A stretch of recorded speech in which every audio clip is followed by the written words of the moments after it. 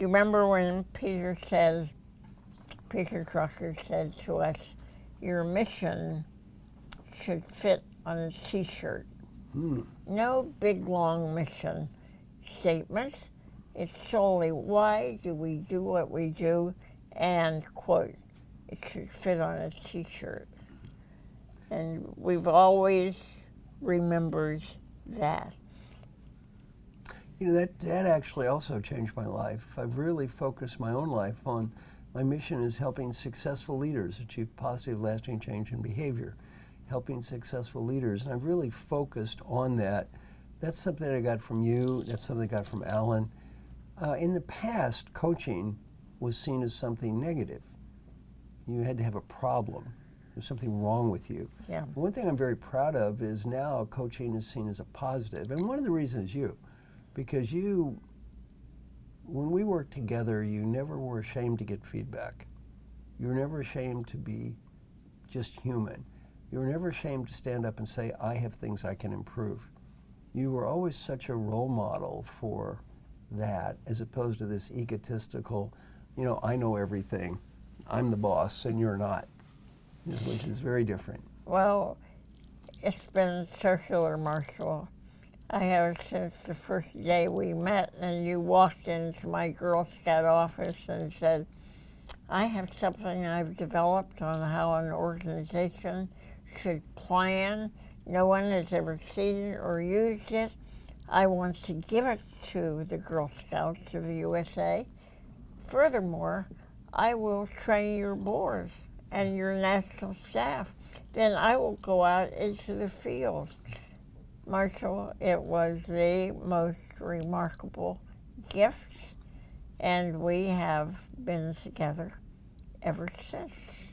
Well, you know, the one thing that, again, I'd like you to reinforce with leaders is when we work together, you went first. You were the first person to get feedback, not somebody else.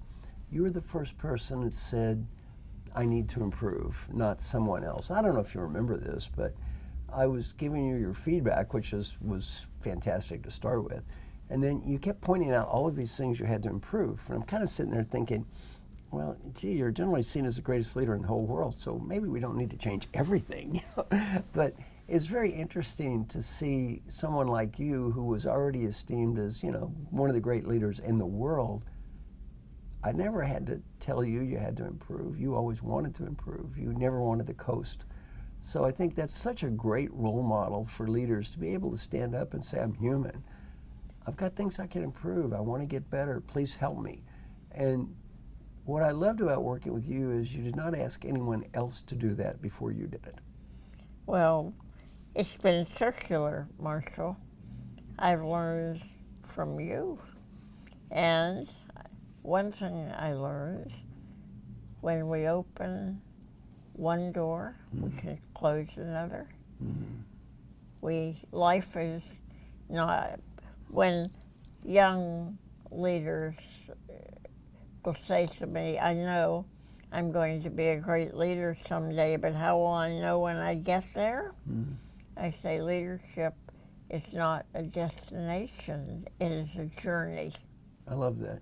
And along the way, we pick up our fellow travelers that we want to travel with us. On our journey.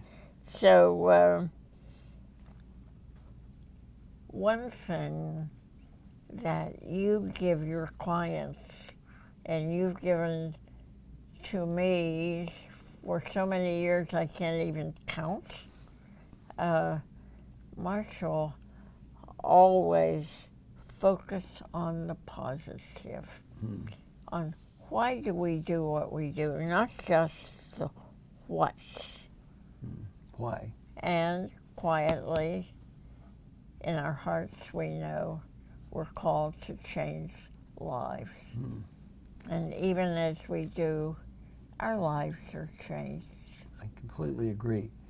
The other thing is that's so wonderful in my job is I'm theoretically coaching people like you or Alan. In reality, I'm learning 10 times as much as I'm teaching, which is such an opportunity to learn from great people.